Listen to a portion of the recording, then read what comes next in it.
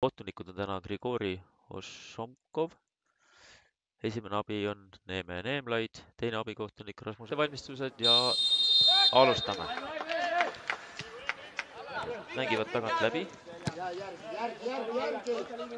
Pikk ette ja oi-joo, kas siit tuleb esimene värav?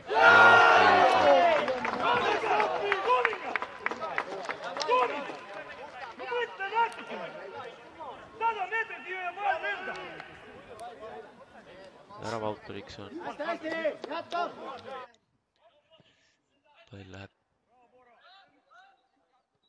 siiski jääb Viimsi kätte. Jääb veel Viimsi kätte. Peale löök. Ja see lõpetas väravas. Värava autoriks Jeremy Santiago Culo Hurtado.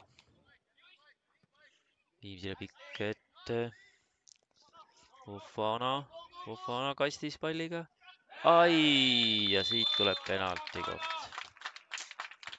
Fofana teenib penalti. Kaspar Toomingas, kas võtab ära?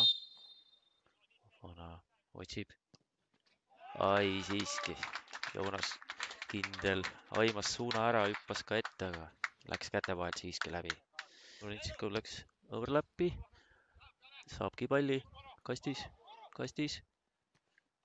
Leidis söödu Lillemets. Ai, järjekordne penalti, seekord Kalju kasuks. Baptista. Ja tühja väravasse, Sapp hüppas valele poole ja seisuks 3-1. Audist palli mängu. Kalju on kastis. Peale löök ja seisuks ongi 3-2. Värava autoriks on number Paljus. See käis Joonas kindla vedas, et ta ei saanud sukeldumise eest kaarti.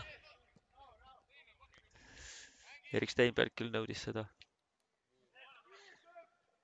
Oi, siit tuleb Fofanalt kohe. 4-1 seisuks.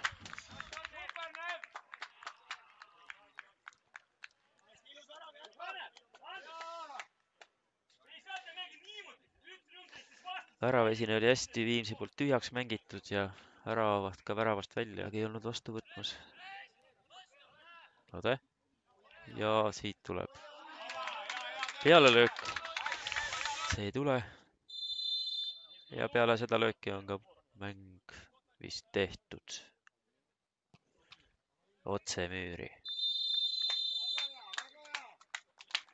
Käega mängu.